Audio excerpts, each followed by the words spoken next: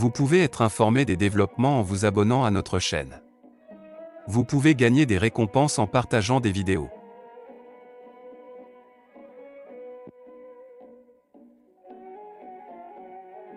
De la collection Risalinur. Le moi et l'atome. Bediüzzaman Said Nursi. 30e parole. Résout un talisman important du sage Coran qui découvre lui-même le talisman de l'univers. Est un simple alif, un iota sur la question du moi et de l'atome. Annotation, Ana et Dara en arabe. Cette parole se divise en deux objectifs. Le premier concerne l'essence et les conséquences du moi, le second le mouvement et la fonction de l'atome. Premier objectif. Au nom de Dieu, le clément, le miséricordieux. Oui, le dépôt que nous avions proposé aux deux et à la terre et aux montagnes, ils ont refusé de le porter, et en ont eu peur, alors que l'homme le porta, celui-ci reste, oui, très prévaricateur, très ignorant. Note du traducteur, Coran, 33, 72. L'auteur ne donne jamais les références et précise lorsqu'il cite un verset, un hadith ou un texte quelconque. Des disciples les ont situés après lui. Nous les avons notés pour la commodité. Nous allons exposer un seul joyau du grand trésor de ce verset. Le moi constitue un des nombreux aspects du dépôt devant lequel le ciel, la terre et la montagne reculèrent, ils craignirent de s'en charger. En effet, le moi est le noyau d'un arbre lumineux, la Touba, voire Coran, 13, 29. Et d'un arbre terrible, le Zakoum. Voir Coran, 37, 62, 44, 43, 56, 52. Ramifié tout autour du monde de l'humanité depuis le temps d'Adam jusqu'à présent. Une introduction est nécessaire pour faciliter la compréhension de cette grande vérité. En tant que clé des trésors cachés des noms divins et du talisman ésotérique de l'univers, le moi est un mystère, un talisman étonnant qui résout les énigmes. Si on a conscience de sa nature, ce moi, cet étrange mystère, ce merveilleux talisman se résout et résout le talisman de l'univers, ouvre les trésors du monde des nécessités. Dans mon traité en arabe intitulé l'atome, cette question est évoquée de la manière suivante. La clé de l'univers est entre les mains de l'homme, attachée à son moi.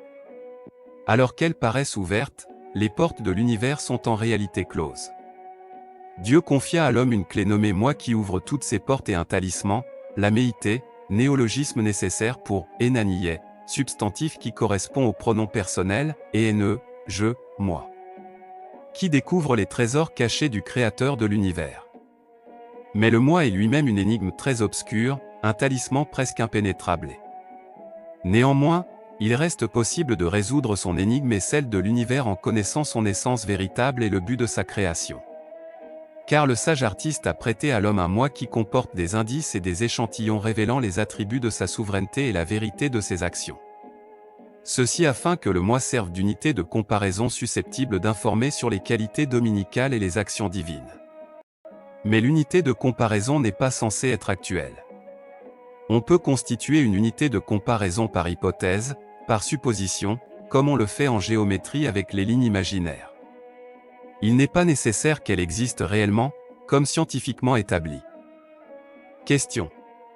Pourquoi la connaissance des attributs et des noms de Dieu est-elle liée au moi? Réponse. Il n'y a pas de limite ni de fin à ce qui est absolu et totalisant. On ne peut lui attribuer ni une forme ni une image quelconque, on ne peut pas le définir, sa nature reste incompréhensible. Sans l'obscurité, par exemple, la clarté continuelle est inconnaissable et imperceptible. On ne peut la concevoir que si on dessine une ligne d'obscurité réelle ou fictive. On ne peut pas donner une définition ni avoir une connaissance ou une compréhension intime de la science et du pouvoir de Dieu non plus que de ses attributs et de ses noms comme sage et miséricordieux, ils sont totalisants, illimités et sans égal. Par conséquent, n'ayant pas de limite et de fin véritable, il faut leur tracer une limite hypothétique, imaginaire. Et c'est ce que fait le moi. Il s'arroge la souveraineté, la propriété, le pouvoir et le savoir, il dessine un trait, mais tout cela est fictif. Il propose une limite imaginaire aux attributs totalisants. Jusque-là les choses m'appartiennent. Au-delà elles lui appartiennent, affirme-t-il, procédant ainsi à une division. Grâce à ses propres mesurettes, il comprend peu à peu leur vraie nature. Par exemple, grâce à sa souveraineté fictive dans le cercle de ses possessions, il comprend la souveraineté de son créateur dans le monde des possibles, et grâce à sa qualité illusoire de propriétaire, il comprend la qualité véritable de propriétaire de son créateur et dit, de même que je suis maître en ma maison, le créateur est maître en cet univers. U comprend la science divine grâce à son savoir limité. Au moyen de son peu d'araki, il comprend l'art créé ex nihilo de ce glorieux artiste créateur. Il affirme, de même que j'ai construit et mis de l'ordre dans cette maison, quelqu'un a construit et mis de l'ordre dans la demeure mondiale, et ainsi de suite. Le moi détient en son sein des milliers de dispositions, d'attributs et de sens cachés pour faire connaître et pour indiquer à moindre échelle tous les attributs et toutes les actions de Dieu. Le moi est donc semblable à un miroir, à une unité de comparaison, à un outil de découverte et d'épanouissement. Il a une signification indicative. C'est-à-dire que sa signification ne réside pas en lui-même, c'est un autre qu'il désigne. Il est un brin conscient de l'épaisse corde du corps de l'humanité dans son ensemble, un fil ténu de la toile de l'essence humaine, un alif du livre de la personnalité humaine. Cet alif a deux faces. L'une est orientée vers le bien et l'existence. Là, il n'est que le réceptacle de l'effusion. Il reçoit du donneur et ne peut pas lui-même créer. Il n'est pas actant, la portée de son pouvoir est insuffisante pour créer. L'autre face est orientée vers le mal, vers le néant. Et là, il est actant, il est l'auteur de son action. Sa nature est indicative, il montre la signification d'un autre. Sa souveraineté est fictive. Son existence est si faible et si inconsistante qu'il ne tolère, ne supporte rien en soi. C'est un instrument de mesure comme le thermomètre ou le baromètre qui indique le degré ou la quantité des choses, ici, les attributs absolus, totalisants et illimités de l'être nécessaire. L'homme qui est conscient de cette nature du moi, qui est capable de ce discernement et qui agit en conséquence se trouve inclus dans la bonne nouvelle selon laquelle, est sauf, certes, celui qui la purifie, Coran, 91, 9. Il porte dûment le dépôt et, à travers les lunettes de ce moi, voit ce qu'est l'univers et la mission qu'il accomplit. Lorsqu'il reçoit des informations venues de tous azimuts qui trouvent confirmation en son moi, ses savoirs demeurent en lui comme lumière et sagesse. Il ne se transforme pas en ténèbres ou en futilité. Une fois ce devoir accompli, le moi renonce à sa souveraineté fictive et à sa qualité supposée de propriétaire qui servait uniquement d'unité de comparaison. Il dit, la souveraineté lui appartient, à lui est consacrée la louange. Le jugement lui appartient et c'est vers lui que vous retournerez, il atteint la vérité de l'adoration, le degré de la plus belle stature. Si en revanche, ce moi oublie la sagesse qui réside dans sa création, qu'il ignore le devoir inhérent à sa nature, qu'il se considère dans sa signification nominale et croit s'appartenir en propre, alors il trahit le dépôt, et tombe sous le coup du verset suivant. Et est perdu, certes, celui qui la corrompt. Coran, 91, 10. Ce qui terrifiait les cieux, la terre et les montagnes, c'est bien cet aspect du moi qui engendre toutes les idolâtries, tous les maux, toutes les erreurs. Il craignait une idolâtrie éventuelle. En effet, si on ne connaît pas son essence, le moi s'agrandit discrètement alors qu'il n'est qu'un alif ténu, un brin, une ligne hypothétique. Il s'épaissit au point d'envahir tout l'être de l'homme pour le dévorer comme un dragon géant. L'homme tout entier, avec toutes ses facultés, se métamorphose en « moi ». Ensuite, le moi de la race humaine renforce ce moi grâce au racisme et au nationalisme. Le moi lutte alors, à la manière du diable, contre les commandements du glorieux artiste créateur en s'appuyant sur ce moi générique. Dans un raisonnement par analogie, il compare tout le monde et toute chose à lui-même et répartit la propriété de Dieu entre elles et entre les causes. Il se précipite dans une très grave idolâtrie et justifie le verset suivant. L'association, à Dieu, est vraiment une injustice énorme, Coran, 31, 13. En effet, celui qui détourne 40 pièces des fonds publics ne peut admettre son acte que si chacun de ses amis présents accepte d'en prendre une pièce. De la même manière, l'homme qui affirme être son propre maître est obligé d'affirmer et d'admettre que chaque chose est maître de soi.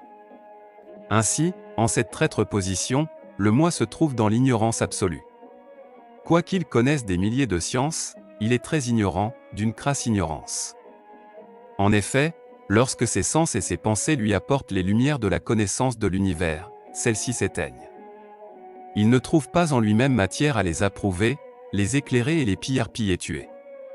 Tout ce qui arrive se teint de ses couleurs à lui. Si la sagesse pure arrive, elle se transforme en lui en absurdité absolue. La couleur du moi dans cette position vire à l'idolâtrie, à la rupture avec le Créateur et à la négation de celui-ci. Si l'univers entier s'emplissait de signes resplendissants, un point obscur dans ce moi les éteindrait, les ôterait à la vue. Dans la 11e parole, est étudié de manière indiscutable combien l'essence urnaine et le moi dans l'essence humaine, d'après la signification indicative, sont une balance de précision, un outil de comparaison juste et un sommaire totalisant, une carte perfectionnée, un miroir compréhensif, un parangon convenable, un beau calendrier et un bel agenda de l'univers. Concis confère. Les explications de cette parole étant suffisantes, nous avons coupé court à l'introduction. Viens, nous abordons la vérité.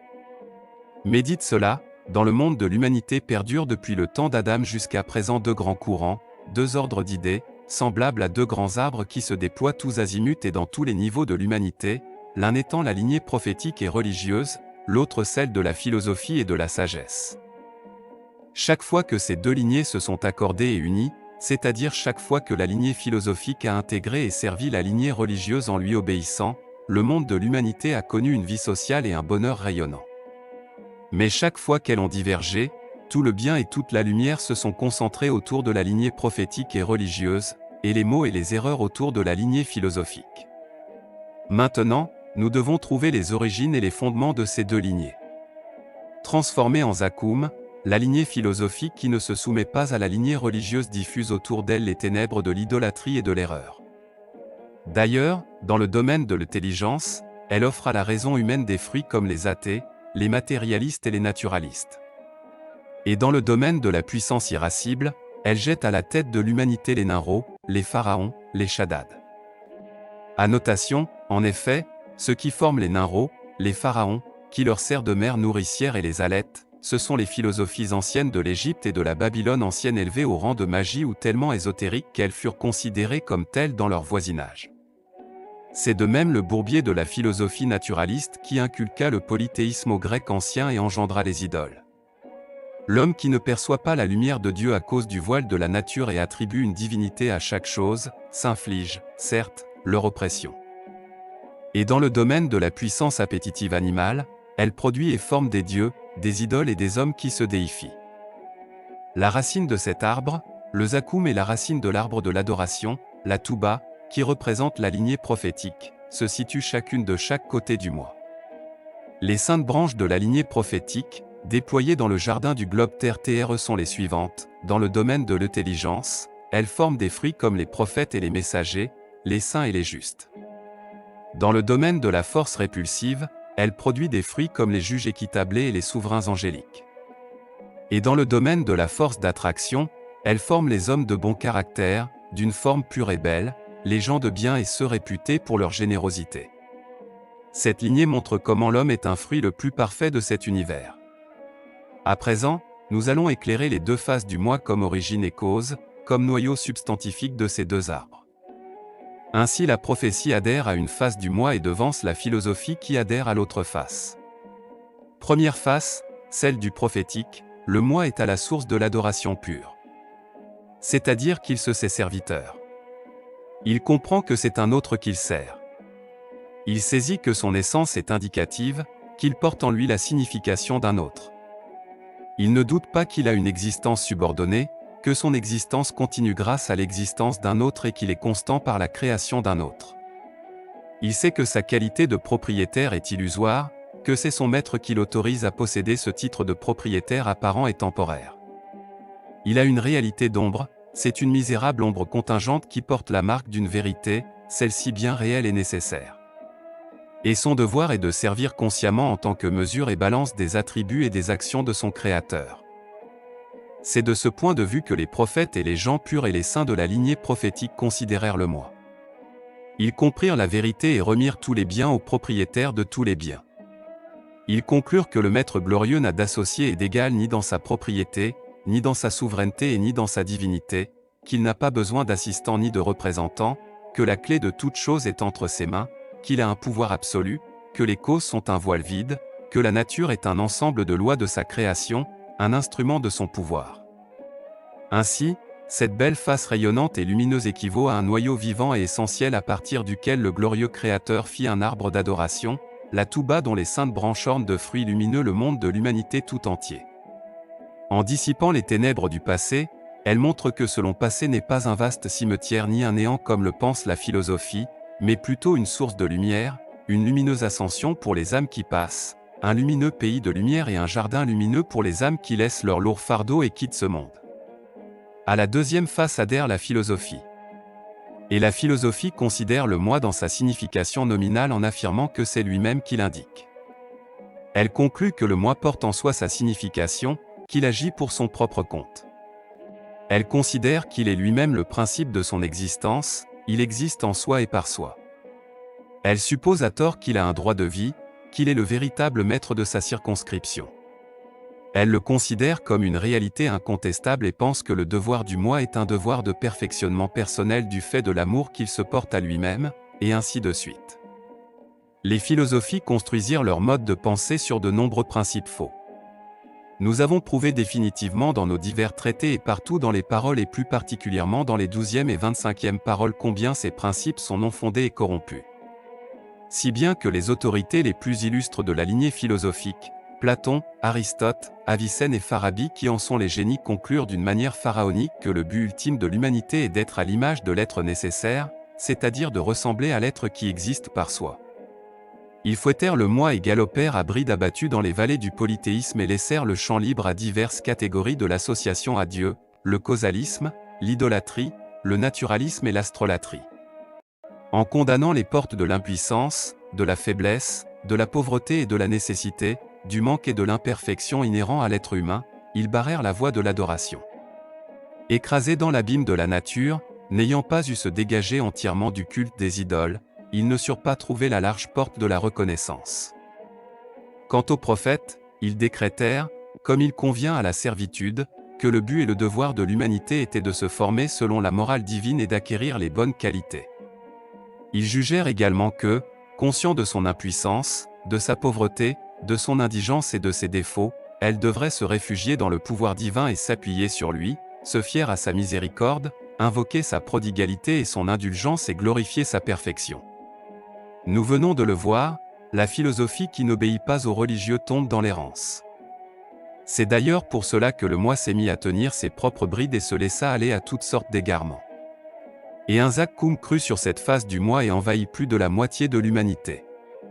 Dans le domaine de la puissance appétitive animale, cet arbre offrit au regard des hommes des fruits comme les idoles et les dieux. La philosophie approuve en effet la force, la raison du plus fort, en est même un principe, et considère que le vainqueur est fort, que dans la force réside le droit. Annotation, la norme prophétique abolit la tyrannie et assure la justice en établissant que la force réside dans le droit et non le droit dans la force. Ce moi soutient moralement la tyrannie et les tyrans et conduit les despotes à leur propre déification. Par ailleurs, il dit « comme c'est beau » au lieu de « comme c'est bien fait », car il attribue la beauté de l'œuvre d'art à l'œuvre d'art et la beauté de la broderie à la broderie. Il ne les attribue pas à la manifestation de la pure et sainte beauté de l'artiste et du brodeur, il les déifie. En outre, il acclame les hypocrites, et érige les « hommes cultes » en monuments pour ses propres adorateurs. Annotation, c'est-à-dire que ces hommes cultes, afin de satisfaire les désirs de leurs adorateurs et de gagner leur faveur, présentent une attitude de prière avec une ostentation hypocrite. Parce qu'il admire une beauté d'oripeau, vantarde, ostentatoire et hypocrite que l'on peut vendre à n'importe qui. Dans le domaine de la puissance irascible, il produisit des fruits comme les Nimrods, les pharaons, les Shaddad plus ou moins grands pour gouverner la malheureuse humanité. Dans le domaine du pouvoir intellectuel, il donna des fruits comme l'athéisme, le matérialisme, le naturalisme, jetant ainsi la confusion dans les esprits. À présent, afin d'éclairer cette vérité, nous allons comparer, à travers 3 ou 4 exemples parmi des milliers, les résultats des principes corrompus du chemin de la philosophie et ceux des principes véridiques de la lignée prophétique. Par exemple, se rapportant à la règle prophétique suivant laquelle il faut se former selon la morale divine, qui est un des résultats fondamentaux concernant la vie personnelle, existe le principe suivant, formez-vous dans la morale divine, tournez-vous modestement vers Dieu et soyez les serviteurs de sa cour, conscients de votre impuissance, de votre pauvreté et de votre manque. En revanche, la philosophie a un principe prétentieux selon lequel l'homme a pour idéal de perfection d'essayer d'être à l'image du nécessaire. Quel écart, en effet, de l'essence humaine pétrie dans l'impuissance, la faiblesse, la pauvreté et le besoin infini à l'essence de l'être nécessaire qui a un pouvoir, une force, une richesse illimitée et qui n'a besoin de rien. Deuxième exemple. Les principes prophétiques concernant la vie sociale connaissent, entre autres, les lois de solidarité, de magnanimité et de générosité, ont fait accourir le soleil et la lune au secours de tous, les végétaux au secours des animaux et les animaux à celui de l'homme, voire les particules nutritives au secours des cellules du corps.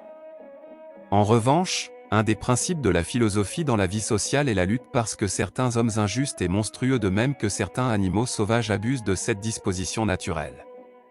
Il considère principe de lutte comme fondamental et général, à tel point qu'il conclut stupidement que la vie est une lutte.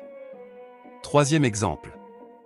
Un des résultats sublimes et des principes précieux de la lignée prophétique à propos de l'unité de Dieu est, si une chose est unique, elle ne procède que de l'unique. Ceci revient au principe unitaire suivant, puisque chaque chose, considérée particulièrement et collectivement, a une unité, elle est la création d'un seul être. En revanche, un des fondements de la croyance de la philosophie ancienne est que, d'un seul ne peut procéder essentiellement qu'une seule chose. Les autres procèdent de lui au moyen d'intermédiaires. Elle présente l'autosuffisant et l'omnipotent absolu comme ayant besoin d'intermédiaires impuissants.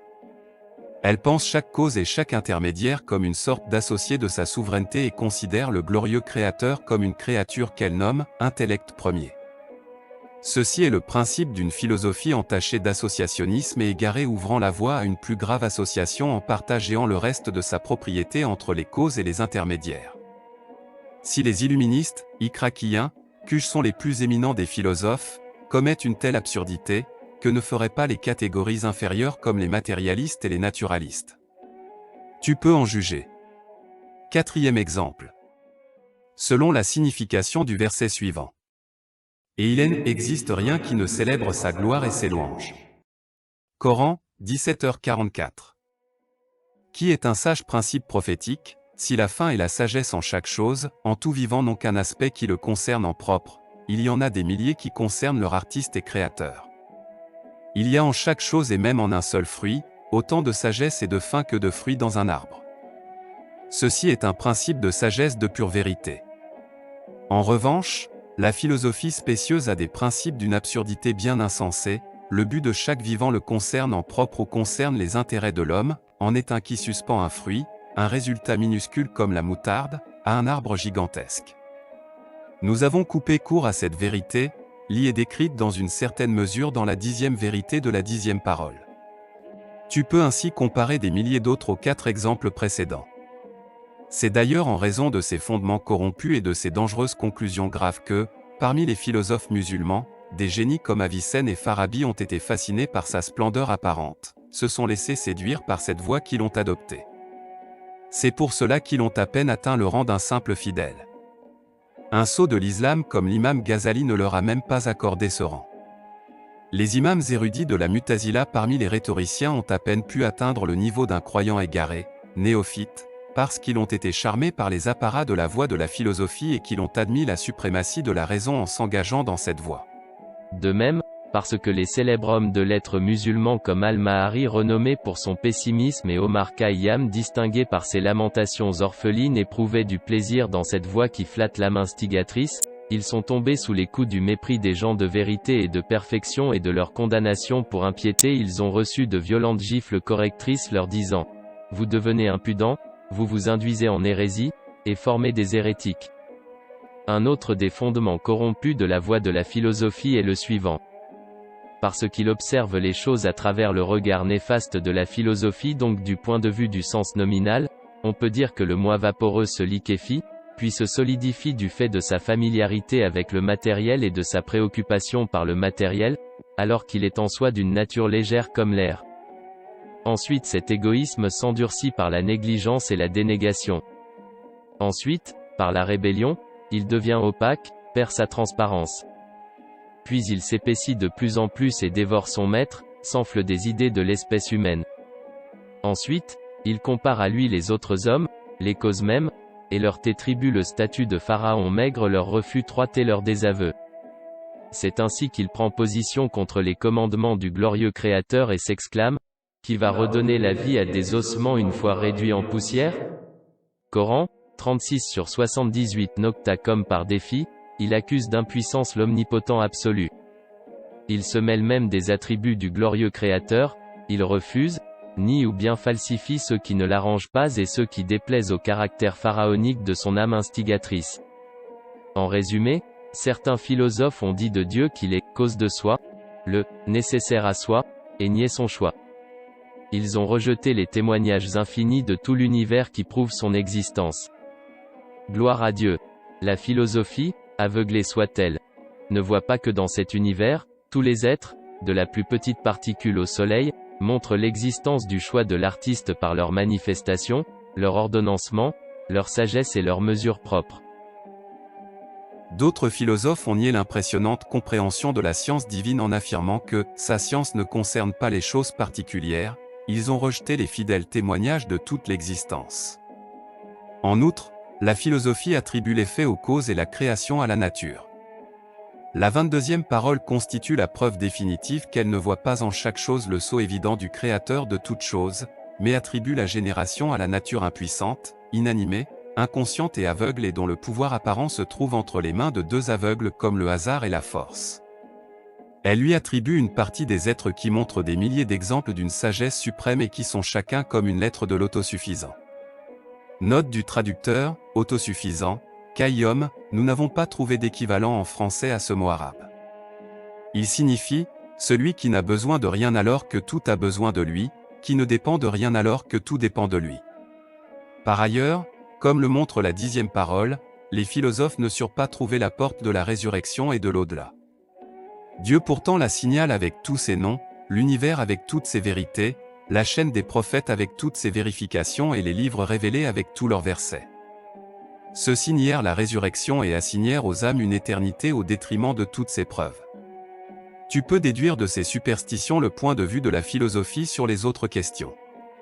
En effet, le moi servit au diable de bec crochu et de serre puissante pour élever la raison de ces philosophes athées, qui sont pourtant des leurs, et les lâcher dans les abîmes de l'égarement pour finir par les dépcer. Le moi devient ainsi une idole dans le microcosme comme la nature dans le macrocosme. Quiconque mécroit au Taghut, tout ce qui est adoré en dehors de Dieu, et croit en Dieu a sans doute sésilence la plus solide, qui ne peut se briser. Et Dieu est audien et omniscient. Coran, 2, 256. Il convient de mentionner ici la signification d'une parabole que j'ai décrite d'une manière semi-versifiée dans les éclairs sous forme d'un voyage imaginaire parce qu'elle éclaire cette vérité. Ainsi, 8 ans avant que je compose ce traité, j'assistais à un événement imaginaire comme un songe. C'était à Istanbul pendant le Ramadan, lors de la transformation de l'ancien Saïd, qui s'intéressait à la philosophie, en nouveau Saïd, et alors que je méditais sur les 3 voies qu'indique la Fatiha bénie dans sa fin, à savoir. Point. Le chemin de ceux que tu as comblés de faveur, non pas de ceux qui ont encouru ta colère, ni des égarés. Coran, 1h07. J'eus la vision suivante. J'étais dans un vaste désert. Une couche de nuages obscurs, accablant et suffocant recouvrait la surface de la terre. Il n'y avait ni brise, ni lumière, ni eau, rien. J'imaginais partout une foule de monstres et de créatures néfastes et sauvages. Je sentis qu'au-delà de ces terres se trouvait la lumière, la brise, l'eau. Il fallait passer là-bas.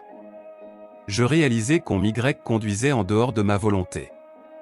Je fus introduit dans une grotte en forme de tunnel et je voyageais par étapes à travers la terre. Je constatais que plusieurs personnes avaient emprunté ce chemin souterrain avant moi, qu'ici et là ils s'étaient noyés. Je vis les empreintes de leurs pas, et, un moment, j'entendis la voix de certaines d'entre elles mais elles s'éteignirent. Ô mon ami qui m'accompagne dans ce voyage imaginaire. Cette terre désertique, c'est la nature et la philosophie naturaliste. Le tunnel est la voie que les philosophes ont ouverte pour atteindre la vérité par leurs pensées. Les empreintes que j'ai vues sont celles de célèbres philosophes comme Platon et Aristote. Annotation, si tu dis, pour qui te prends-tu pour défier ces célèbres philosophes? Tu es comparable à une mouche et tu te mêles du vol des aigles. Alors je dis, en ce qui concerne la vérité et la connaissance, tant que j'ai un maître éternel comme le Coran, je n'ai pas à accorder la valeur de l'aile d'une mouche, à ces aigles que sont les disciples de la philosophie errante et de la raison victime d'illusions. Quelque inférieur que je sois à eux, leur maître est 1000 fois inférieur au mien. Grâce au secours de mon maître, ce qui les engloutit ne me mouilla même pas la cheville. En effet, un simple soldat qui respecte les lois et les commandements d'un grand souverain est capable de plus d'action que le grand maréchal d'un petit souverain. Les voix que j'avais entendues sont celles de génies comme Avicenne et Farabi. J'apercevais en effet inscrits par endroits, certains des discours et des principes d'Avicenne. Puis les empreintes s'arrêtaient totalement. H n'avait pas pu aller plus loin et s'était donc noyé. J'ai dévoilé une partie de la vérité cachée derrière la vision pour satisfaire ta curiosité. À présent, je retourne à mon voyage. En avançant, je vis qu'on me remit 2 objets entre les mains. L'un était une torche pour dissiper les ténèbres de la nature dans mon souterrain. L'autre était un appareil qui ouvrait une voie devant moi en brisant les grands rochers et les rocs colossaux. On me dit que cette torche et cet appareil venaient du trésor coranique. Toujours est-il que j'avançais de cette manière pendant longtemps. Soudain, je me retrouvai de l'autre côté. Je me vis au printemps sous un ciel ensoleillé et découvert, une brise revigorante, une délicieuse eau vivifiante, un monde de réjouissance. Dieu soit loué, me dis-je. Alors, je pus observer que je n'étais pas maître de moi-même. Un autre m'éprouvait. Puis je me trouvai à nouveau dans la même situation qu'au départ dans ce vaste désert mais sous un nuage suffocant. On me conduisait dans une toute autre voie. Cette fois-ci j'allais, non pas sous la terre, mais je parcourais plutôt la surface terrestre pour passer de l'autre côté. Je voyais lors de ce voyage des choses ineffables, tant elles étaient étranges et curieuses. Le mugissement de la mer, les menaces de l'orage, tout me faisait obstacle. Mais grâce à un moyen de transport fourni par le Coran, je les surmontais et triomphais à nouveau. En route, j'apercevais partout le corps des voyageurs. Seul 1/1000 d'entre eux avait achevé ce voyage. En finale, ayant échappé à ce nuage et atteint l'autre côté de la terre, je rencontrai le beau soleil. Dieu soit loué, dis-je en respirant le zéphyr exaltant. Je me mis à contempler ce monde paradisiaque. Puis je vis qu'il y avait un guide qui ne m'abandonnerait pas là. Il me reconduisit en un instant en ce désert terrible comme pour me montrer une autre voie. Je vis différentes sortes d'objets, les uns ressemblaient à des avions, les autres à des automobiles et d'autres encore à des palans descendants comme des ascenseurs. Quiconque sautait dedans selon ses forces et ses capacités était élevé dans les airs. Je m'élançai aussi dans l'un d'entre eux qui me hissa en 1 minute au-dessus du nuage. Je montai sur des montagnes vertes magnifiquement parées. Cette couche de nuages n'arrivait pas à mi-hauteur de la montagne. Là soufflait une très légère brise, coulait une eau très délicieuse, se diffusait une très douce lumière. Je vis partout de ces véhicules lumineux semblables aux ascenseurs. D'ailleurs, je les avais aperçus lors de mes 2 voyages et de l'autre côté de la Terre sans pouvoir les identifier. Je comprends maintenant que ce sont les manifestations des versets du sage Coran. En conclusion, la formule « ni le chemin des égarés » qui indique la première voie est celle de ceux qui sont englués dans la superstition de la nature et des naturalistes, et vous avez ressenti combien il y avait de difficultés pour passer à la vérité et à la lumière. La deuxième voie qu'indique la formule est si le chemin de ceux qui ont encouru ta colère, et celle de ceux qui cultivent le causalisme et de ceux qui attribuent la création et l'effet aux intermédiaires et aussi celle de ceux qui, comme les philosophes péripatéticiens, ont cru accéder par la seule raison et la seule pensée à la vérité et à la connaissance de celui dont l'existence est nécessaire. Quant à la troisième voie qu'indique la formule, le chemin, de ceux que tu as comblés de faveur, c'est celle, lumineuse, des gens du Coran qui sont les gens du droit chemin, le chemin le plus court, le plus confortable, le plus salutaire et ouvert à tous, voie révélée par le miséricordieux.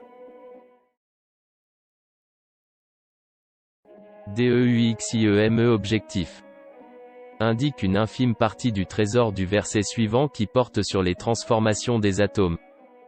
Au nom de Dieu, le clément, le miséricordieux. Ceux qui ne croient pas disent, l'heure ne nous viendra pas. Dis, par mon Seigneur, très certainement, elle vous viendra. Mon Seigneur, le connaisseur de l'inconnaissable. Rien ne lui échappe fût-il du poids d'un atome dans les deux, comme sur la Terre. Et rien n'existe de plus petit ni de plus grand, qui ne soit inscrit dans un livre explicite. Coran, 34/3. Oui, les mouvements des atomes est constitué de mouvements et de vibrations chargées de signification. D'elles procède l'harmonie entre l'origine passée et la génération future de tout ce qui se rapporte au monde invisible.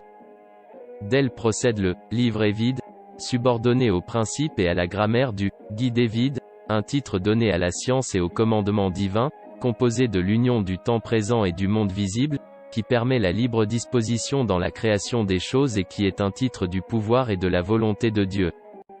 La transformation des atomes est donc due à l'écriture des paroles du pouvoir sur la « table de déconstruction-reconstruction », par reprographie à partir du « livre est vide », dont cette table est une page métaphorique ainsi que la vérité du temps qui s'écoule. Annotation. Cette note de bas de page est une explication de la longue phrase, ici, un paragraphe, définissant les transformations de minuscules particules, qui fait l'objet du second but. L'annonce claire et le livre clair sont répétés à plusieurs endroits dans le Coran de tous les sages. Un groupe de commentateurs du Coran a soutenu qu'ils sont identiques, tandis que d'autres ont déclaré qu'ils sont différents les uns des autres. Leurs explications quant à leur véritable signification étaient diverses, mais en bref, ils s'accordaient à dire qu'ils étaient tous deux des titres pour décrire la connaissance divine. Cependant, grâce à la splendeur du Coran, je suis arrivé à la conclusion que l'annonce claire, qui regarde plus vers le monde de l'invisible que vers le monde manifeste, était un titre pour un aspect de la connaissance de Dieu et de son commandement. C'est-à-dire qu'il regarde plus vers le passé et le futur que vers le temps présent. Il regarde plus à l'origine et à la descendance et aux racines et graines de tout, plutôt qu'à eux dans leur existence visible. C'est un cahier pour la détermination divine. L'existence de ce cahier a été prouvée dans le 26e mot et aussi dans la note de bas de page du 10e mot. Oui, cet enregistrement clair est une sorte de titre pour la connaissance et les commandements de Dieu. C'est-à-dire que les origines, les sources et les racines à partir desquelles les choses sont amenées à l'existence avec un ordre et un art parfait montrent qu'elles doivent être disposées conformément à un cahier des principes de la connaissance divine. Et parce que les résultats, la descendance et les semences des choses contiennent les indices et les programmes des êtres qui naîtront par la suite, ils indiquent qu'ils doivent être un petit registre des commandements divins. Par exemple, une graine peut être considérée comme le programme et l'index qui donneront forme à la structure de l'arbre entier, et, en outre, comme la minuscule incarnation des commandes qui font naître l'arbre et déterminent ses programmes et index. Point. En bref, l'annonce claire est comme un index et un programme de l'arbre de la création, qui étend ses branches à travers chaque partie du passé et du futur, et du monde de l'invisible. En ce sens, le Clear Record est un cahier et un registre des principes de la détermination divine. Par la dictée et l'exigence de ces principes, les particules sont employées dans leurs fonctions et mouvements dans les choses, au fur et à mesure que ces choses prennent vie. Quant au livre clair, il ressemble plus au monde manifeste qu'au monde de l'invisible. C'est-à-dire qu'il regarde plus vers le temps présent que vers le passé et l'avenir. C'est un titre, un cahier, un livre de la volonté et de la puissance de Dieu, plutôt que de sa connaissance et de ses commandements. Si le Clear Record est le cahier de la détermination divine, le Clear Book est le cahier de la puissance divine. C'est-à-dire que le fait que tout dans son existence, son essence, ses attributs et ses fonctions montrent un art et un ordre parfait, prouve qu'il a été créé par les lois d'une volonté effective et les principes d'un pouvoir sans faille. Et, en plus de sa forme spécifiée et individuelle, tout a été donné une mesure et une forme particulière. Par conséquent, le pouvoir aura un registre universel et complet des lois, un grand livre, selon lequel la forme et la substance particulière de tout est découpée, cousue et vêtue. L'existence de ce grand livre, comme l'enregistrement clair, a été prouvée parmi les questions de la détermination divine et de la volonté de l'homme dans le 26e mot. Il suffit de regarder la stupidité des gens de négligence, d'égarement et de philosophie, ils ont perçu cette tablette préservée, du pouvoir créateur, et la manifestation, la réflexion et la démonstration dans les choses de ce livre écrit avec perspicacité de la sagesse et de la volonté dominicale, et pourtant, Dieu nous en préserve, en la nommant nature. Ils l'ont rendu complètement dénué de sens. tandis que, au moyen de la dictée de l'annonce claire, c'est-à-dire par le décret et l'instruction de la détermination divine, le pouvoir divin crée la chaîne des êtres, dont chaque maillon est un signe dans la création des choses. Il provoque le mouvement des particules, il écrit sur la page métaphorique du temps, qui s'appelle la tablette de l'effacement et de la réaffirmation. Ainsi, le mouvement des particules et la vibration est le mouvement de cette écriture et de cette transcription, qui se produisent pendant que les êtres passent du monde de l'invisible au monde manifesté, comme ils passent de la connaissance au pouvoir. Et quant à la tablette de l'effacement de la réaffirmation, c'est une ardoise à écrire et à effacer, un cahier toujours changeant de la tablette suprême préservée, qui est fixe et constante. C'est son cahier dans la sphère de la contingence, où toutes choses sont des manifestations incessantes de vie et de mort, d'existence et d'éphémère. Et c'est la réalité du temps. En effet, ce que nous appelons le temps, qui est un fleuve puissant coulant dans la création, a une réalité comme tout le reste. Sa réalité est comme l'encre et la page de l'écriture du pouvoir dans la tablette de l'effacement et de la réaffirmation. Personne ne connaît l'invisible, sauf Dieu. Premier point. Nocta traite de 2 sujets. Premier sujet, en chaque atome en mouvement ou en repos brillent 2 lumières d'unité comme 2 soleils. Si l'atome n'est pas un officier de Dieu, qu'il n'agit pas avec sa permission et sous son autorité et qu'il ne se meut pas dans le cadre de sa science et de son pouvoir, chaque atome doit, par conséquent, posséder une science infinie et un pouvoir illimité, un œil qui voit tout et un regard sur toute chose, une autorité sur elle. La première indication de la 10e parole prouve ceci brièvement et la 22e parole se charge du détail. Chaque atome qui compose les éléments agit ou peut agir dans chaque corps animé de manière ordonnée. Or l'ordre des choses ainsi que les lois de leur composition sont variables. Si les atomes ignorent leur ordre, les choses ne peuvent pas agir et même si elles le pouvaient, ce ne serait pas sans erreur. Et pourtant, elles le font à merveille. Par conséquent, ces atomes qui font leur devoir agissent soit suivant la permission et l'ordre d'un omniscient et en application de sa science et de sa volonté, soit il leur faut être eux-mêmes omniscients et omnipotents. En effet, chaque particule d'air peut pénétrer le corps de chaque être animé, le fruit de chaque fleur et la structure de chaque feuille.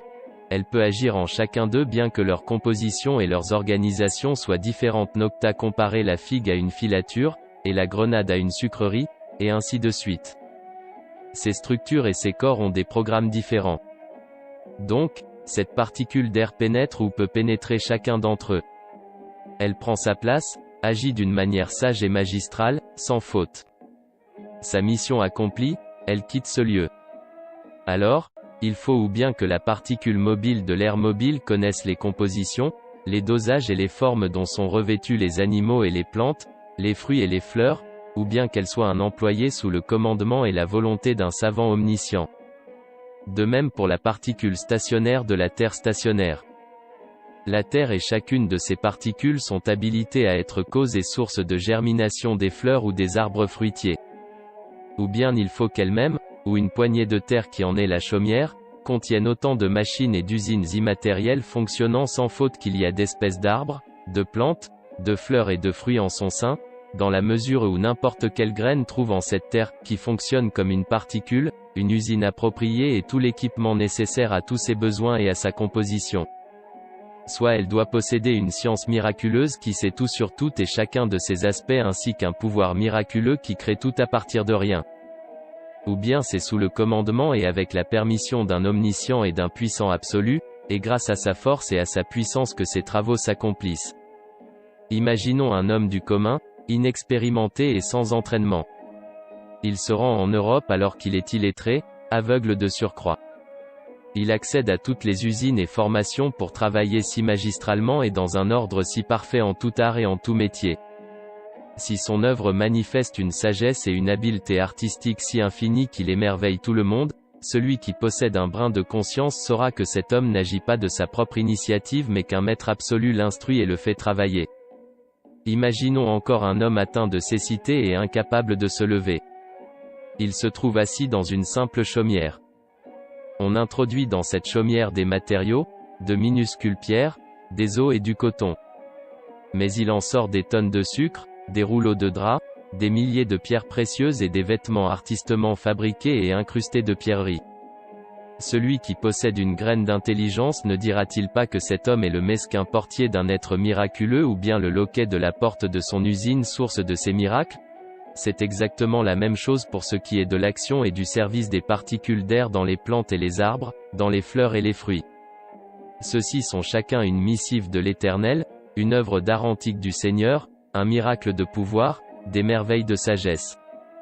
Leur action montre que celles-ci agissent sous le commandement et la volonté d'un glorieux et sage artiste et d'un créateur généreux et beau. En conclusion, les particules de terre sont origine et cause de la germination des épis et des arbres. Ceux-ci se développent à partir de leurs graines, de leurs noyaux qui sont, chacun, une machine et un atelier, une imprimerie, un trésor, une antiquité et un manifeste unique qui proclament les noms de l'artiste glorieux. Ils sont comme une ode qui célèbre ses perfections. Tout cela obéit à l'ordre et à la permission d'un glorieux artiste maître du commandement, soit. Et cela est, à qui tout est soumis. C'est par sa volonté et par sa puissance que les choses se font. Ceci est aussi certain que 2 et 2 font 4. Nous y adhérons. Deuxième sujet, brève indication sur la fonction des mouvements des atomes et sur la sagesse qui y réside. En effet, la philosophie sans sagesse des matérialistes considère les mouvements des atomes comme l'essence du fondement de tous ces principes et comme une source d'où émanent les arts divins. Leur raison est limitée aux apparences et, au regard de leur philosophie fondée sur l'absurdité, les mouvements des atomes sont le fruit du hasard. Celui qui a un atome de conscience saura quelle déraison c'est d'attribuer les arts ornés d'une sagesse infinie à une chose sans sagesse, insensée et confuse. En revanche, du point de vue de la sagesse du sage Coran, les transformations des atomes ont de nombreuses fins, de nombreux points de sagesse et de nombreuses fonctions. Le Coran indique ces points de sagesse et ces fonctions dans plusieurs versets comme celui-ci, et il n'existe rien qui ne célèbre sa gloire et ses louanges. Coran, 17h44. Nous en mentionnons quelques-uns à titre d'exemple. Premièrement, l'être nécessaire, glorieux Créateur emploie chaque âme comme un modèle et la revêt chaque année d'un corps nouveau, grâce au miracle de son pouvoir, pour renouveler les manifestations de sa création. Il fait mouvoir les atomes et leur donne une mission pour reprographier, par sa sagesse, chaque livre unique en des milliers de livres différents, ce qui permet de montrer une vérité unique sous diverses formes et de préparer un lieu qui accueille des univers, des mondes et des êtres qui viennent par groupe les uns à la suite des autres. Deuxièmement, le glorieux propriétaire a créé ce monde, et en particulier, le champ qu'est la surface terrestre comme un domaine agricole. Il les a rendus propices à la croissance et à la production de cultures toutes fraîches afin d'y semer et de récolter les miracles de son pouvoir. Ainsi, il expose sans cesse un nouvel univers, dans le champ de la surface terrestre en mouvant les atomes avec sagesse et en les employant selon un ordre précis. Il fait produire de nouvelles cultures sur le parvis de la terre à chaque siècle, à chaque saison, chaque mois, et même chaque jour et chaque heure.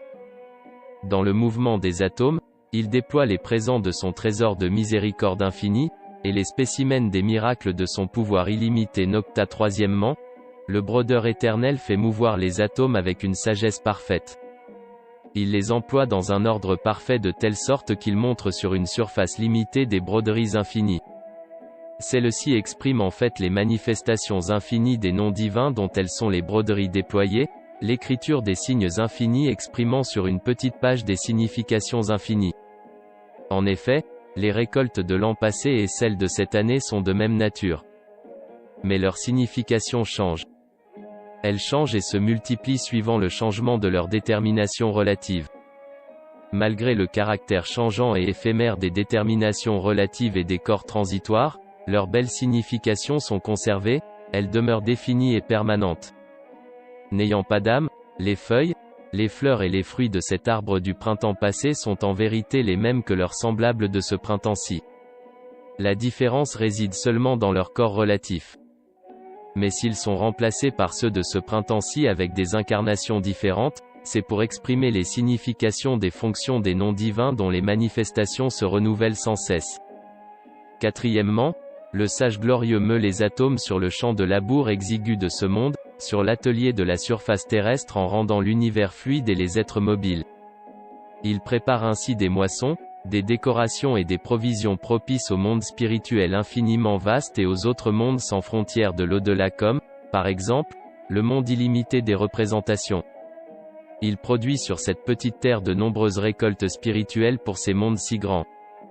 Un torrent sans fin est ainsi formé qui se ressource dans le trésor illimité de son pouvoir qui déverse ce torrent en partie dans le monde invisible et en partie dans le monde de l'au-delà en passant par notre monde. Cinquièmement, le sage glorieux fait réciter aux atomes des glorifications infinies dans un espace étroit et limité, et en un bref moment. Effectivement, il les fait se mouvoir grâce à son pouvoir dans une sagesse parfaite et en les employant dans un ordre parfait. Il leur fait ainsi révéler son infinie perfection divine, les infinies manifestations de beauté et de gloire et les glorifications sans fin de sa souveraineté. Il déploie ainsi les manifestations infinies de sa beauté, de sa gloire et de sa perfection. Il crée force vérité concernant l'invisible, force fruit en vue de l'au-delà et force broderie et toile à partir de l'identité et des formes durables des mortels pour le monde des représentations et pour la table. Par conséquent, celui qui meut l'atome, c'est celui qui met à l'œuvre ses importantes fins et sagesse. Autrement, à l'intérieur de chaque atome, il faudrait un cerveau de la taille du soleil. Les transformations des atomes mus dans une sagesse infinie qui déborde naturellement de ces 5 exemples, ces philosophes les crurent dépourvus de sagesse. Ces atomes qui récitent les noms divins et glorifient Dieu en se soulevant dans un mouvement giratoire à la manière des Maulaouis qui évoluent en 2 mouvements extatiques, objectifs et subjectifs, ces philosophes supposèrent à tort qu'ils tournent et dansent par eux-mêmes comme des étourdis. On comprend de là que leur science n'est pas science mais ignorance et que leur sagesse manque de sagesse. Nous allons mentionner un 6e long exemple au 3e point. DEUXIEME. En chaque atome, il y a 2 témoins fidèles de l'existence et de l'unité de l'être nécessaire. En effet, en accomplissant comme consciemment des devoirs importants, en portant de lourds fardeaux bien qu'il soit impuissant et inanimé, l'atome témoigne incontestablement de l'existence de l'être nécessaire. De même, en se conformant à l'ordre général et en observant l'ordre particulier en chaque lieu où il s'installe comme en sa patrie, il témoigne de l'unicité de l'être nécessaire et de l'unité de celui qui possède le monde physique et le monde spirituel. Ainsi, le maître de l'atome est le maître de chaque lieu qu'il parcourt. Parce qu'il est impuissant, que son fardeau est infiniment lourd et que ses devoirs sont innombrables, l'atome proclame que sa subsistance et son mouvement sont possibles par le commandement et au nom d'un dont le pouvoir est absolu. En effet, il se conforme à l'ordre universel du cosmos comme conscient de cet ordre. Il entre sans obstacle en tout lieu. Par conséquent, il agit grâce au pouvoir et à la sagesse d'un unique savant absolu. Prenons un exemple, le soldat a un lien avec sa section, sa compagnie, son bataillon, son régiment, sa division, et ainsi de suite. Il a également des devoirs dans chacun de ces cercles par rapport à ce lien. Connaissant chacun de ces liens et de ces devoirs, il s'y conformera, car cette harmonie est soumise au respect de l'autorité d'un unique commandant suprême de tous ces cercles, moyennant entraînement et instruction dans une discipline militaire. De même, chaque atome est placé convenablement dans chacun des cercles concentriques et entretient avec lui diverses relations bénéfiques. Il a différentes fonctions régulières et de nombreuses sages conséquences au sein de ce cercle. Or, seul un être qui dispose de tout l'univers est habilité à placer cet atome dans ces cercles concentriques de manière à préserver toutes ses relations, toutes ses fonctions et à ne pas nuire à ses sages conséquences. Suivons cet exemple. Une cellule de la prunelle des yeux de Tevfik s'adapte aux nerfs moteurs de l'œil et aux vaisseaux sanguins que sont les veines et les artères. Annotation, Tevfik est l'un des étudiants du premier trimestre de l'auteur. Elle entretient, dans une sagesse parfaite, des rapports avec le visage, puis avec la tête, le tronc et enfin avec le corps humain tout entier. Elle a des devoirs envers chacun, elle est utile à chacun.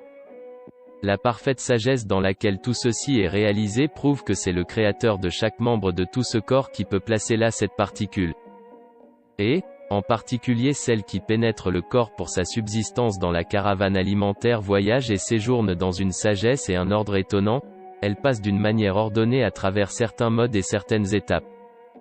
Elles font consciencieusement leurs pas et évoluent sans confusion aucune jusqu'au corps du vivant où elles traversent 4 filtres. elles sont portées par les globules rouges du sang pour secourir les organes et les cellules en carence grâce à une loi de la générosité. On comprend là, à l'évidence, que celui qui fait évoluer ces particules dans des milliers de lieux divers et qui les conduit est évidemment un nourricier généreux, un créateur miséricordieux devant le pouvoir de qui les atomes et les étoiles sont égaux. Chaque particule agit en une broderie très artistique. Aussi, ou bien elle doit avoir une relation avec chaque particule et, se trouvant en position à la fois de souverain et de sujet vis-à-vis de chacune et vis-à-vis de l'ensemble, elle doit connaître et créer sagement cette étonnante broderie artistique, cette œuvre d'art brodé. Et ceci est 1000 fois impossible. Ou bien elle est un point auquel est assigné un mouvement qui procède de la loi de la détermination et du calame du pouvoir du sage artiste. Si, par exemple, les briques de la coupole d'Hagia Sophia ne dépendent pas du commandement et de l'art de son architecte, chaque brique doit être un habile charpentier comme l'architecte Sinan, elle doit également être à la fois souverain et sujet vis-à-vis des autres briques, avoir une certaine autorité et les appeler à s'épauler pour ne pas tomber et s'effondrer tout ensemble. Les particules d'œuvres d'art 1000 fois plus artistiques que les atomes de la coupole d'Hagia Sophia suscitent 1000 fois plus l'étonnement et sont dotées de 1000 fois plus de sagesse qu'elles. Si ces particules ne dépendent pas du commandement de l'architecte de l'univers, on doit alors donner à chacune autant de qualités de perfection que les qualités de l'artisan de l'univers. Dieu soit loué, parce qu'ils n'admettent pas la divinité d'un être nécessaire, les giaours matérialistes athées, s'ils vont au bout de leur doctrine, sont contraints d'accepter les particules comme des faux dieux, tout autant qu'elles sont. C'est pourquoi, qu'ils soient grands philosophes ou grands savants, l'infidèle mécréant est empêtré à cet égard dans une grande ignorance, c'est un ignorant absolu. TROISIEME. Ce point est une indication de la 6e grande sagesse promise à la fin du premier point. Dans la note de la réponse à la deuxième question dans la 28e parole, nous avons évoqué un point de sagesse parmi 1000 autres concernant les transformations et les mouvements des particules dans les corps animés. Celles-ci sont illuminées, rendues vivantes, et significatives pour devenir aptes à la construction du monde éternel. Il semble que, pour celles qui viennent recevoir une éducation, les corps animaux et humains et même végétaux tiennent lieu d'auberges, de casernes ou d'écoles où ces particules inanimées pénètrent et s'illuminent. Elles reçoivent entraînement et instruction et gagnent en subtilité. En accomplissant des devoirs, elles acquièrent le mérite de devenir des particules pour le monde éternel ou pour le royaume de l'au-delà dont tous les éléments sont vivants. Question: comment peut-on savoir que c'est cette sagesse précise qui réside dans les mouvements de particules? Réponse: premièrement, c'est grâce à la sagesse de l'artiste visible dans toute l'harmonie et toute la sagesse qui se trouve dans toutes les œuvres d'art. Car une sagesse qui suspend une sagesse universelle à la moindre chose ne manquerait pas de doter d'une sagesse les mouvements de particules qui montrent la plus grande activité dans le courant de l'univers et desquelles procèdent les broderies pleines de sagesse. De plus, une sagesse et une souveraineté qui ne manquent pas de rétribuer et de perfectionner la moindre créature dans ses fonctions ne manqueraient pas de donner lumière et salaire à ses fonctionnaires et serviteurs les plus nombreux et les plus fondamentaux. Deuxièmement, en les mouvant et en les employant, le sage artiste élève les éléments au rang de minéraux comme salaire de leur perfection. Il leur enseigne la glorification propre aux minéraux. En les mouvant et en les employant, il donne aux minéraux le rang de la vie végétale. En les mouvant et en les employant comme éléments nutritifs, il gratifie les végétaux du degré subtil de la vie animale. Puis en employant les cellules animales, il les élève, par voie alimentaire, au rang de la vie humaine. Puis en purifiant les cellules du corps humain par filtration successive et en les affinant, il les promeut aux places les plus délicates et les plus subtiles du cerveau et du cœur. Les mouvements des particules ne sont pas absurdes. Elles sont dépêchées vers une sorte de perfection qui leur est propre. Nocta. Troisièmement, parmi les particules des corps animés, certaines comme celles des noyaux et des graines reçoivent une telle lumière, une telle subtilité et une telle qualité qu'elles sont comme l'âme et le souverain des autres particules et de cet énorme arbre que nous voyons là, par exemple.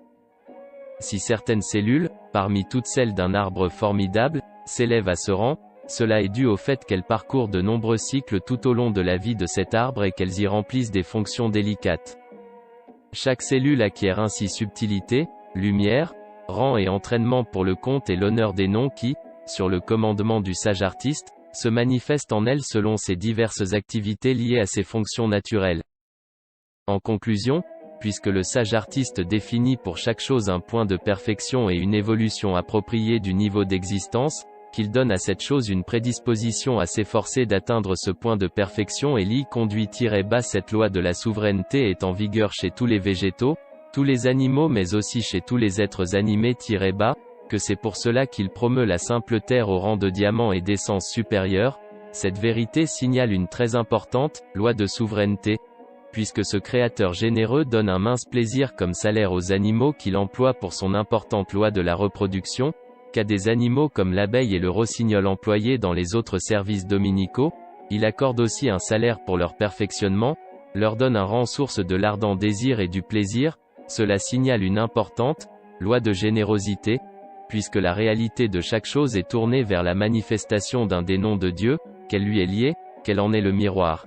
Quelle que soit la beauté qui ressort de cette chose, cela est dû à ce nom-là, c'est lui qui la requiert, que la chose le sache ou non, cette beauté est requise du point de vue de la réalité. Cette vérité signale une très importante loi d'embellissement et de beauté, puisque le Créateur généreux ne retire pas le rang et la perfection qu'il avait offert à une chose, selon le principe de la générosité dès que son temps et sa vie prennent fin, qu'il éternise les fruits, les résultats, l'essence conceptuelle, la signification de cette porteuse de perfection et son âme si la chose est animée, il éternise, par exemple, les significations, les fruits des perfections qu'il a conférées à l'homme dans ce monde et retourne même sous la forme incarnée d'un fruit du paradis le remerciement et la louange du fidèle reconnaissant face aux fruits éphémères qu'il aura mangés, et cette vérité signale une importante loi de miséricorde, puisque le Créateur sans père ne gaspille pas, ne fait pas d'action vaine. Il emploie même les vestiges matériels des créatures ayant accompli leur devoir et mortes en automne pour les créatures du printemps et les inclut dans leur structure, que, suivant la signification du verset, au jour où la terre sera remplacée par une autre, de même que les deux et où les hommes comparaîtront devant Dieu, l'unique, le dominateur suprême. Coran, 14h48. Et l'indication du verset, cette vie d'ici-bas n'est qu'amusement et jeu. La demeure de l'au-delà est assurément la vraie vie. S'il s'avale. Coran, 29/64, la sagesse exige que les particules terrestres inanimées et inconscientes, ayant accompli des devoirs importants dans ce monde, soient incluses et employées dans certaines constructions de l'au-delà où les pierres, les arbres, enfin tout est vivant et conscient.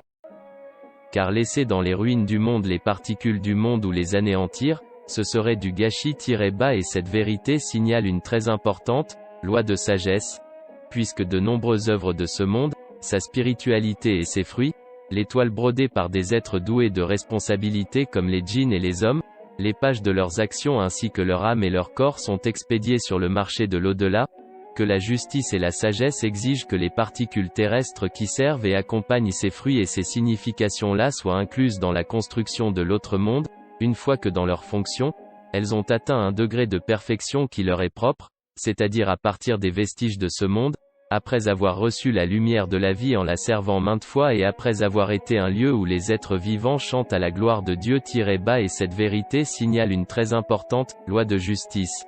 Puisque l'âme gouverne le corps et que de même, les commandements pour l'existence, écrits du destin, gouvernent les matières inanimées, que ces matières sont habilitées à se situer et à s'organiser selon l'écriture invisible du destin-bas par exemple, dans chaque variété d'œufs et de sperme, de noyaux et de graines, le rang et la lumière de ces matières-là varient suivant les commandements écrits par le destin et qui font passer les choses au stade de l'existence-bas. Annotation. En effet, elles sont toutes composées de 4 éléments. L'hydrogène, l'oxygène, l'azote et le carbone. On peut donc les considérer comme matériellement identiques. Leur différence ne réside que dans l'écriture immatérielle du destin. Et puisque ces différentes matières dont l'essence est une du point de vue de leur matière, sont pourtant la source d'innombrables êtres variés, que leur rang et leur lumière diffèrent, que si une particule a maintes fois servi la vie ou elle a glorifié le Seigneur, la science totalisante de celui-ci exige que le calame du destin-bas qui ne néglige rien-bas inscrive sur le front immatériel de cette particule les points de sagesse qu'il y a dans ces significations-là et cela signale une importante loi de science totalisante. Par conséquent, les particules ne sont pas livrées à elles-mêmes. Annotation, cette réponse se rapporte au 7 puisque.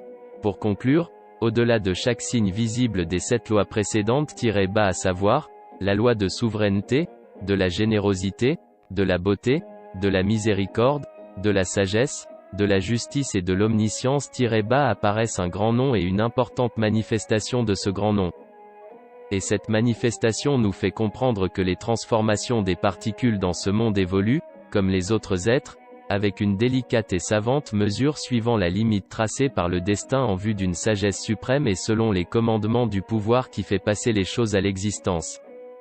Il semble qu'on les apprête à partir pour un autre monde supérieur.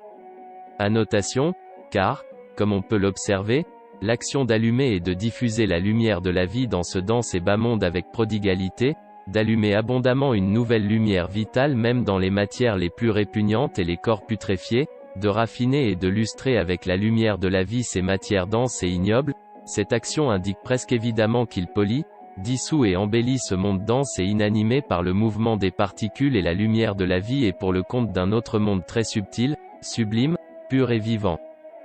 Il semble le parer pour son départ dans un monde sublime. Par conséquent, les hommes étroits d'esprit qui n'arrivent pas à concevoir rationnellement la résurrection de ressusciter toutes les particules comme une armée. Et ils verront qu'elle est en vigueur dans la création, de toute évidence. Et les corps l'homme, verront, s'il observe à la lumière du Coran, qu'apparaît une loi d'autosubsistance générale capable de animer sont alors une sorte d'auberge, d'école, de caserne pour ces particules voyageuses, pour leur éducation. Nous pouvons établir avec certitude qu'il en est ainsi. Pour finir, comme la première parole le dit et l'établit, chaque chose récite la formule, au nom de Dieu. Ainsi comme tous les êtres, chaque particule et chaque catégorie de particules et chacun de leurs groupements particuliers récitent et agissent, au nom de Dieu, dans le langage de sa disposition. En effet, selon la signification des 3 points précédents, chaque particule, au commencement de son mouvement, récite, dans le langage de sa disposition, la formule « Au nom de Dieu, le clément, le miséricordieux », et affirme qu'elle agit pour Dieu, en son nom, et pour son compte, qu'elle se soumet à son autorisation et à sa force. Puis, à la fin de son mouvement, chaque particule et chacune des catégories de particules récite, comme toute œuvre d'art, dans le langage de sa disposition, la formule « Louange à Dieu, le Seigneur des mondes ». Elle se montre comme la pointe d'un petit calame du pouvoir sur la broderie d'une créature artistique comparable à une ode élogieuse. Ou plutôt, elle se montre comme la pointe de l'aiguille qui tourne sur les œuvres d'art, chacune formant comme un disque du grand phonographe dominical immatériel à tête innombrable qui fait chanter à ses œuvres d'art des odes à la louange du Seigneur et leur fait réciter les vers de la glorification divine. Là, leur invocation sera « Gloire à toi, ô Dieu », et leur salutation « Paix ». Et la fin de leur invocation « Louange à Dieu, Seigneur de l'univers ». Coran, 10h10. Gloire à toi. Nous avons de savoir que ce que tu nous as appris. Certes c'est toi l'omniscient, le sage. Coran, 2h32. Seigneur, ne laisse pas dévier nos cœurs après que tu nous aies guidés, et accorde-nous ta miséricorde. C'est toi, certes, le grand donateur. Coran, 3/8. Ô mon Dieu, accorde paix et bénédiction à notre Seigneur Muhammad de manière que cela te plaise et que son mérite lui revienne, accorde-les aussi à sa famille, à ses compagnons et à ses frères. Protège-nous et protège notre religion. Amen. Ô Seigneur de tous les mondes.